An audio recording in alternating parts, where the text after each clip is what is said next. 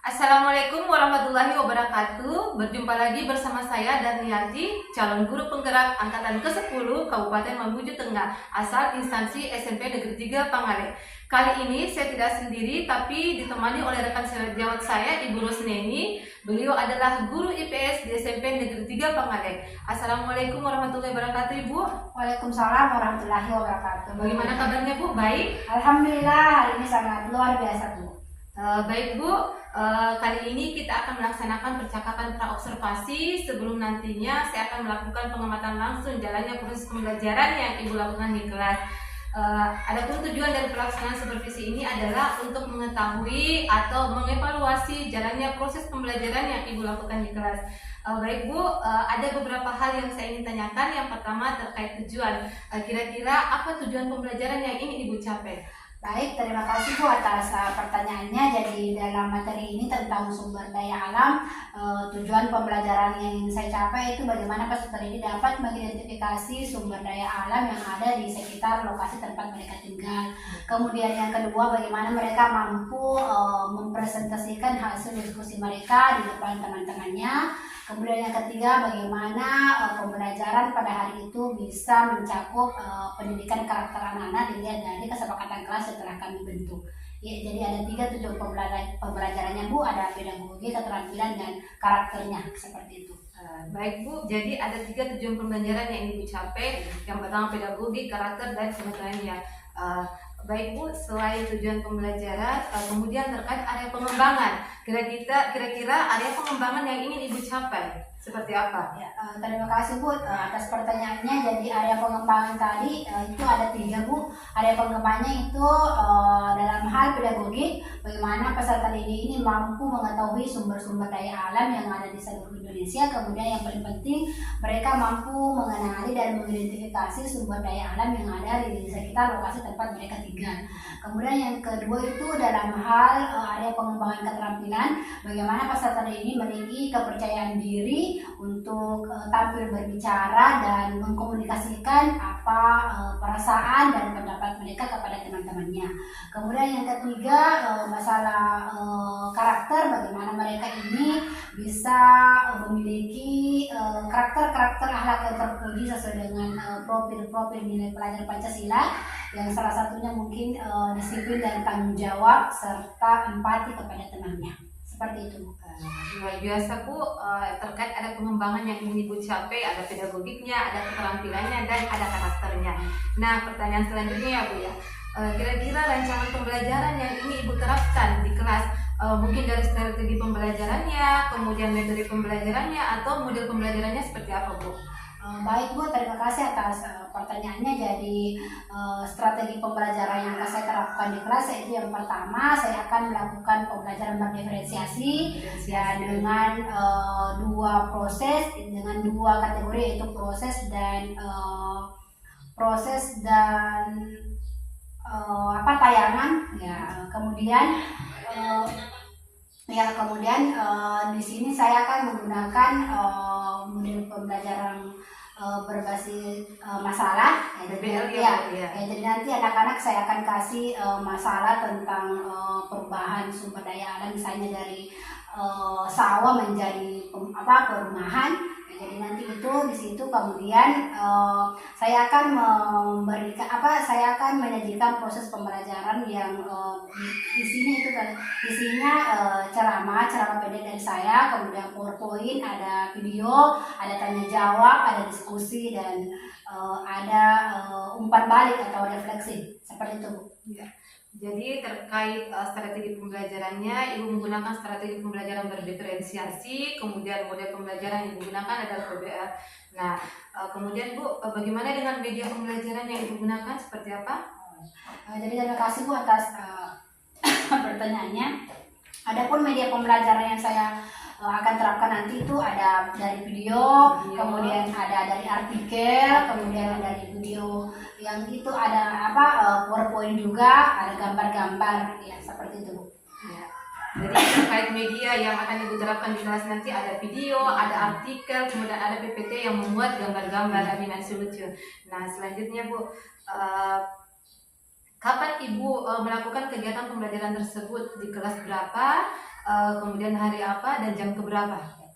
Terima kasih Bu atas kesempatannya. Saya akan melakukan pembelajaran itu di hari Selasa pada kelas 7 pada jam pertama sampai jam ketiga, yaitu dari jam 7.30 sampai dengan jam 9.20. Seperti itu Bu. Jadi untuk pelaksanaannya Ibu akan melaksanakannya di hari Selasa, kemudian jam 7.30 sampai jam 9.30. Iya. Kemudian terkait pelaksanaannya itu tadi ya Bu. Iya. Baik Bu, yang pertanyaan terakhir ya Bu ya. Kira-kira kesimpulan apa yang Ibu dapatkan dari percakapan kita kali ini? Kesimpulan yang saya bisa dapatkan dari percakapan ini bahwasanya sebelum pembelajaran saya sudah bisa mempersiapkan area-area pengembangan yang saya terapkan di dalam kelas nanti. Jadi fokus saya nanti itu ingin mengembangkan media pembelajaran sesuai dengan yang telah tadi saya sampaikan, di mana fokus saya itu ada pedagogi, keterampilan, dan karakter. Jadi saya merasa bahwa percakapan ini sangat berarti. Bagaimana saya bisa lebih lagi mempersiapkan dengan matang perencanaan pembelajaran yang akan saya lakukan di dalam kelas. Seperti itu. Wah, luar biasa sekali ya Bu, dari percakapan kita tadi dari awal hingga akhir, betul-betul Ibu mempersiapkan untuk pembelajaran hari ini, termulai dari strategi pembelajarannya, model pembelajarannya, dan jenis media pembelajaran yang Ibu siapkan betul-betul luar biasa sekali Bu.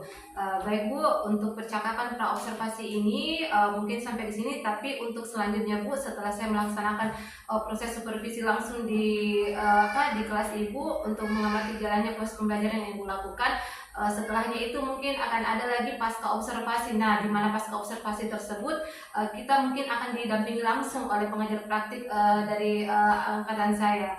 Saya kira untuk percakapan praobservasi kita sekian Bu, dan terima kasih atas waktunya. Semoga pembelajaran yang Ibu lakukan di kelas nanti berjalan dengan lancar. Terima kasih Bu atas sama-sama Bu. Ya, sukses Bu ya. Ya, terima kasih juga Bu, sukses. Adat. Ya, adat, budaya, agama, ya. Jadi itu merupakan salah satu gambar budaya atau adat ya. Yang dilakukan oleh orang yang meyakini mungkin adalah agama Hindu ya. Ya, salah satu adatnya di sana itu seperti itu ya.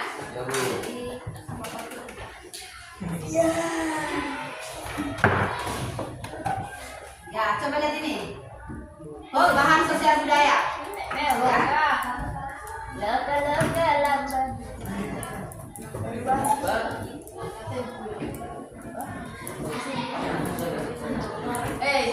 Jadi perubahan sosial budaya dengan perubahan yang mempengaruhi sistem-sistem nilai kebudayaan yang ada di masyarakat ya. Misalnya perubahan sosial budaya yang kita jumpai pada saat ini. Yang pertama itu yang paling ada di dalam kehidupan kalian sehari-hari itu tentang misalnya budaya malu ya. Ya, tahu budaya malu? Ya, yang biasanya mungkin sebelum mengenal yang namanya perubahan sosial, perubahan budaya, globalisasi, mungkin malu ya, berdekatan dengan lawan jenis ya. Ya, malu bergandengan tangan dengan lawan jenisnya, malu berboncengan dengan lawan jenisnya, ya. Nah, sekarang yang terjadi adalah, ya sudah tidak ada itu, ya, biasa, ya, bergandengan tangan, berdua-duaan, ya. Biasa itu terus. Nah, betul atau tidak ini? Betul. Nah, itu merupakan benar ya. Nah, kemudian perubahan budaya mungkin yang bisa kita lihat misalnya. Dulu mungkin kalau sudah malam ya tidak ada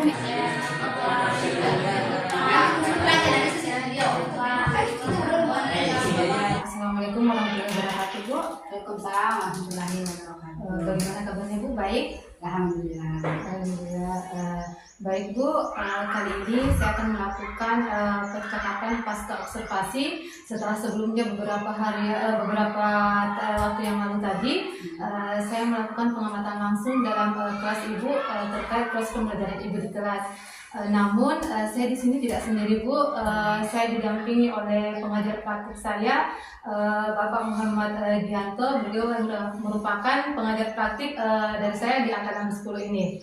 Baik Bu, ada beberapa hal yang ingin saya tanyakan terkait proses pembelajaran Ibu di kelas tadi.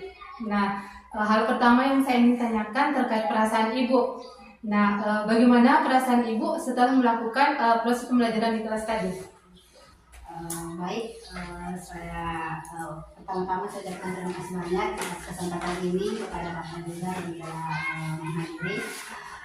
Terkait pertanyaan pertama tentang perasaan saya setelah melakukan pembelajaran di kelas, alhamdulillah saya sangat puas dan sangat senang ya, karena memang kan tugas utama kita adalah mengajar di kelas, dan yang paling terpenting adalah bagaimana saya melihat motivasi peserta didik saya dalam menerima pembelajaran saya di kelas. Jadi itu memberikan kepuasan tersendiri bagi saya ketika saya mengajar dan anak-anak itu memiliki rasa ingin tahu dan ingin belajar bersama saya.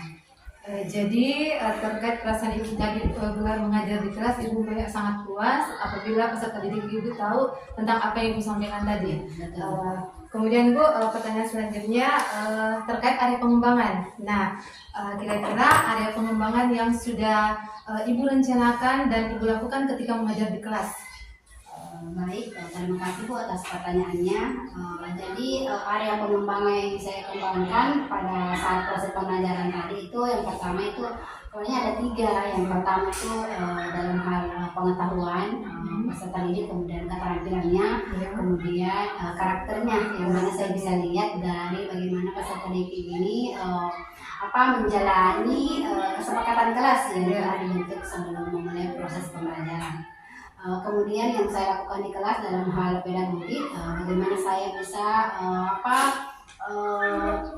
memotivasi peserta didik untuk mengikuti pembelajaran, dan prosesnya itu bukan hanya dalam saya kasih ulangan, tapi dalam prosesnya itu misalnya ada peserta didik yang menjawab seperti itu, kemudian aktif, kemudian komunikasi dengan temannya, itu sama saya melihat dalam bentuk pedagogik. Kemudian dalam keterampilan, bagaimana peserta didik itu memiliki kepercayaan diri. Jadi saya kepercayaan diri untuk tampil. Jadi yang saya lakukan adalah bagaimana saya menyediakan proses pembelajaran itu yang bisa mengakomodir kebutuhan peserta didik dalam hal tampil dan berani tampil untuk berbicara. Kemudian yang ketiga itu mengenai karakter, ya bagaimana saya bisa membuat kesepakatan kelas bersama peserta didik sebelum memulai pembelajaran, dan peserta didik ada ikatan mengenai aturan-aturan yang dilaksanakan di dalam kelas. Seperti itu. Jadi dari area pengembangan yang Ibu lakukan, yang pertama itu yang saya tangkap dari pengalaman Ibu, yang pertama tentang pengetahuan, kemudian yang kedua keterampilan, dan ketiga karakter. Oke, dari kemampuan pedagogiknya, bagaimana Ibu dapat melihat siswa Ibu, dapat menerima pelajaran Ibu dengan baik, dan menangkap apa yang Ibu maksud dari pembelajaran tersebut. Baik Ibu, untuk selanjutnya, menurut Ibu nih, apakah tujuan pembelajaran yang Ibu lakukan sudah benar-benar terlaksana dan diterima dengan baik oleh siswa menurut Ibu? Iya, terima kasih Bu atas pertanyaannya. Jadi kan tujuan pembelajaran saya itu mencakup 3 tadi, yaitu pedagogik, keterampilan dan karakternya, seperti itu sikap. Jadi saya merasa bahwa ketiga hal itu sudah terpenuhi, karena dalam proses pembelajaran saya itu sudah ada saya sediakan hal-hal itu, sehingga hal itu saya bisa mengacu apakah terlaksana prosesnya atau tidak. Seperti itu. Yes. Jadi menurut Ibu, Ibu sudah merasa sudah terpenuhi dari 3 hal yang Ibu sediakan tadi, terkait pengetahuannya, terkait keterampilannya, dan karakternya, dan Ibu merasa bahwa apa yang Ibu sampaikan tadi sudah terpenuhi dan benar-benar diterima oleh siswa. Baik Bu, untuk selanjutnya jika kita menskalakan Bu dari skala 1 sampai 10, kira-kira Ibu berada pada skala berapa? Baik Bu, terima kasih atas pertanyaannya. Jadi kalau saya mau skalakan itu ya secara keseluruhan 3 konsep ini, 3 pendekatan ini, mungkin saya masih berada di skala 8. Ya, karena pada pedagogik itu pengetahuan peserta didik kan itu tidak sama ya. Jadi ada yang cepat tangkap, ya kemudian ada juga ini, kemudian motivasinya juga tidak sama, jadi masih ada beberapa siswa yang ini. Kemudian dari segi keterampilan itu masih ada beberapa siswa juga ya ketika disuruh tampil itu si malu-malu ya. Jadi kemudian kalau disuruh juga saya biasa pancing anak-anak yang memang saya lihat diam-diam ini, ya saya panggil namanya, tapi masih tetap dikasih masih tetap malu-malu seperti itu ya. Ada memang beberapa ya terdeteksi seperti itu. Kemudian dari hal segi kesepakatan kelasnya juga ya, meskipun sudah kesepakatan itu dibuat oleh mereka sendiri, ya, tapi masih ada juga yang melanggar. Ya, jadi tadi jika kita menskalakan, berarti Ibu menskalakan diri Ibu berada pada angka 8, di mana karakteristik siswa itu berbeda-beda dari segi gaya belajarnya, motivasi belajarnya. Baik Bu, untuk selanjutnya ada tidak hal-hal yang perlu ditingkatkan dari pembelajaran yang telah Ibu lakukan tadi? Ya baik Bu, terima kasih atas pertanyaannya mengenai hal itu. Ya tentu ada Bu ya, karena kan dalam proses pembelajaran itu tidak ada yang dibilang ya betul-betul 100% bagus. Ya, kemudian kita kan sebagai guru ya harus belajar. Jadi semakin kita belajar semakin ada yang kurang. Begitu pun yang saya lakukan dengan kelas. Ya semakin saya mengajar, semakin saya mempersiapkan bahan-bahan. Saya sudah rasanya lengkap, tapi ya ketika aplikasi di kelas masih ada yang kurang lagi ya kurang. Jadi mungkin kedepannya itu saya akan untuk lebih bagaimana lagi saya mempelajari pembelajaran yang bisa mengakomodir kebutuhan peserta didik, terutama pembelajaran berdiferensiasi, kemudian bagaimana pembelajaran itu mau saya kembangkan. Maksudnya saya akan melihat aset-aset yang ada di lingkungan sekolah, termasuk ya bangunan-bangunan yang bisa dijadikan media.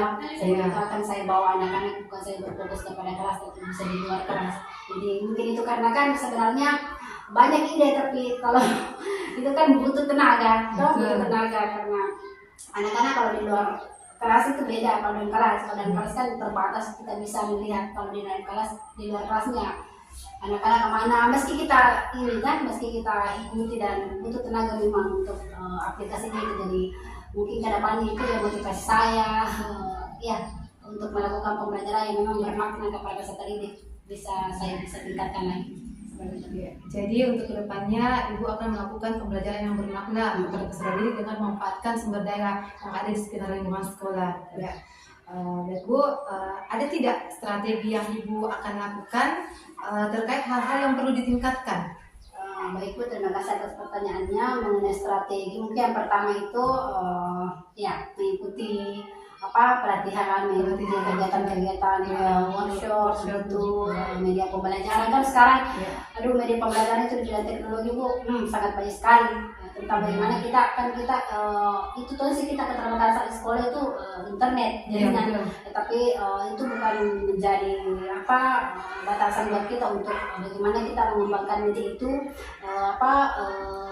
mencocokkannya dengan kondisi kita. Misalnya saya kan ada media-media pembelajaran yang bisa kita print out, atau ada kayak yang bisa kita jadikan cuma satu. Misalnya kayak ini yang baru saya ikuti itu kayak pembelajaran one-one itu kan sebenarnya itu sangat anak-anak suka ya, kan memang game ini berbasis game. Ketika saya janjikan itu di akhir, anak-anak ini termotivasi mau belajar karena mereka tidak mau kalah di game. Tinggal bagaimana saya mensiasati, karena kan kalau mereka pakai HP semua itu kan tidak mampu pasal sekolah. Jadi tinggal saya mensiasati mereka main langsung di satu saja yang connect laptop, misalnya mereka main langsung di layar berkelompok ya. Jadi itu kemudian berindividunya kalau mereka jadi internet itu saya print out, misalnya kata ini itu. Jadi bagaimana saya rencana ke depannya itu ya terus mengikuti perkembangan zaman teknologi dalam proses kaitannya dengan pembelajaran. Jadi karena memang kita harus belajar pintar untuk bagaimana kita memanfaatkan teknologi dalam pembelajaran. Karena kita bakalan ketinggalan, dan siswa juga ini, karena kan siswa itu sekarang sangat familiar dengan teknologi dan mereka sangat senang sebenarnya karena sehariannya itu. Jadi bagaimana saya bisa lagi membuat media, metode yang bisa mengakomodir kebutuhan peserta di saat ini, zaman sekarang ini. Berarti strategi akan dilakukan terkait hal yang ditingkatkan lagi, berarti dalam pembuatan media bagaimana Ibu mengakomodir pembuatan media pembelajaran yang inovatif, yang siswa sukai ya Bu ya. Seperti itu. Selanjutnya Bu, rencana ke depan terkait pembelajaran di kelas untuk mengcover kebutuhan peserta didik yang beragam bagaimana Bu? Iya, terima kasih Bu atas kesempatannya. Jadi rencana tadi masih berlanjut tadi yang pertanyaan sebelumnya. Jadi rencana itu jadi rencananya bagaimana saya bisa memanfaatkan aset-aset yang ada, termasuk kelompok yang telah dibagikan. Misalnya ada bantuan dari pemerintah itu karena kan saya lihat belum dimanfaatkan secara maksimal kan. Itu terpakai kalau AMDK. Jadi anak-anak itu tidak ini, maksudnya tidak familiar dengan dia. Anak-anak itu familiar dengan HP tapi tidak dengan laptop. Jadi itu salah satu mungkin yang akan saya ini bagaimana saya nanti menyediakan pembelajaran mereka itu pegang Chromebook, mereka terbuka supaya nanti tidak terlalu kaku kalau ketemu dengan laptop atau yang seperti itu. Kemudian yang kedua bagaimana saya bisa ya terkait dengan pembelajaran berdiferensiasi itu masih banyak. Ya bagi saya juga masih ini masih ya kalau dibaca dipaham tapi jadi baca ini paham, baca itu beda lagi, jadi kayak masih banyak kesalahpahaman atau pengingat saya dalam kelas. Jadi mesti saya lebih belajar lagi bagaimana saya bisa mengaplikasikan memang itu melihat metode berdiferensiasi itu betul-betul sesuai dengan apa yang memang betul disarankan oleh kementerian begitu. Jadi itu yang kedua. Kemudian yang ketiga mungkin bagaimana saya bisa menyediakan pembelajaran itu yang mau saya kembangkan aset-aset yang ada yang minimal itu ada di lingkungan sekolah, kemudian di sekitar lingkungan sekolah bagaimana saya bisa karena kalau anak-anak sekarang kan anak-anak bagaimana mereka itu suka aktif. Jadi kalau dalam kelas apalagi kalau jam apalagi namanya istilahnya jam siang gitu. Jadi bagaimana itu anak-anak kalau maksudnya tidak memungkinkan itu aktivitasnya keluar minimal kan luas gitu minimal di lingkungan sini gitu. Jadi nanti ada mungkin pos-pos pembelajaran yang mungkin saya mau kembangkan pos itu jadi supaya bisa juga dijadikan pembelajaran sama kawan-kawan guru yang lain. Jadi rencana itu kedepannya adalah mengcover keberagaman peserta didik itu dengan penyediaan penggunaan teknologi dalam hal ini penggunaan Chromebook ya Bu, serta pemanfaatan aset-aset yang ada di sekolah. Nah salah satunya penggunaan aset sekolah ini yang Chromebook ya Bu. Kemudian dengan melaksanakan sebagus mungkin tentang pembelajaran berdiferensiasi di kelas selanjutnya. Baik Bu, pertanyaan terakhir ya Bu ya. Nah, kesimpulan yang Ibu dapatkan dari proses pembelajaran yang Ibu lakukan di kelas tadi. Terima kasih atas kesempatannya. Jadi saya dari pertama itu pembelajaran yang saya lakukan itu tentu berbeda dari yang lainnya karena kan Ibu mau supervisi. Cuman saya sangat mengapresiasi supervisi yang Ibu lakukan karena kan sebelumnya itu kalau kita mau supervisi itu kayak jadi beban. Pasti kita ada salah pasti karena supervisi itu sebelumnya kan supervisi akademik itu memang mencari salahnya. Beda yang telah Ibu lakukan ini coaching supervisi akademik itu kan bagaimana Ibu itu mengembangkan saja apa yang mau saya kembangkan kayak tidak ada tekanan karena kan sebelumnya ada percakapan pra-observasi Ibu tanyakan apa yang mau ditingkatkan. Jadi setelah itu Ibu juga tanyakan apa yang mau ditingkatkan itu berhasil. Jadi tidak ada dibilang tegang kita harus perfect, kita harus ini tidak. Jadi saya rasa pembelajaran supervisi akademik ini bagus sekali untuk ditingkatkan sebagai bentuk juga untuk meningkatkan kompetensi guru dalam mengajar dan tidak memberikan tekanan-tekanan ini ya. Jadi saya sangat mengapresiasi apa yang dilakukan karena dalam halnya ini kita tidak bagaimana itu kalau kita tertekan dalam mengajar. Meskipun itu konsep itu sudah bagus sekali tertekan karena pasti yang dicari meskipun sepenuh pasti karena yang dicari memang salahnya. Jadi ada pun coaching supervisi akademik ini sangat bagus dan mesti guru-guru yang lain juga merasakan ini. Jadi mungkin nanti selanjutnya Ibu bisa melakukan seperti coaching supervisi akademik kepada rekan-rekan yang lain. Seperti itu. Jadi kesimpulannya seperti itu ya Bu, bahwa proses coaching supervisi akademik yang kita lakukan beberapa waktu tadi merasa senang karena tidak ada beban tersendiri. Kalau selama ini proses coaching supervisi akademik yang dilakukan dari beberapa sekolah kan agak berat, tapi ini kan tidak ada beban sama sekali ya Bu. Ya, oke. Baik Bu, itu tadi beberapa rangkaian pertanyaan yang saya tanyakan kepada Ibu terkait proses supervisi yang saya jalankan tadi di kelas bersama Ibu. Mohon maaf Bu, kalau selama pelaksanaan coaching supervisi di kelas tadi mungkin agak mengganggu konsentrasi Ibu di kelas. Ya. Tidak Ibu. Ya, dan terima kasih Bu. Oke. Jadi saya kira untuk proses percakapan kita pada hari ini saya kira sampai di sini Bu, dan terima kasih atas waktu luang yang Ibu berikan kepada saya. Terima kasih sekali Bu karena bersedia hadir di jam-jam di jam-jam istirahat ini. Oke. Terima kasih Bu. Saya akhiri dengan ucapan Assalamualaikum warahmatullahi wabarakatuh.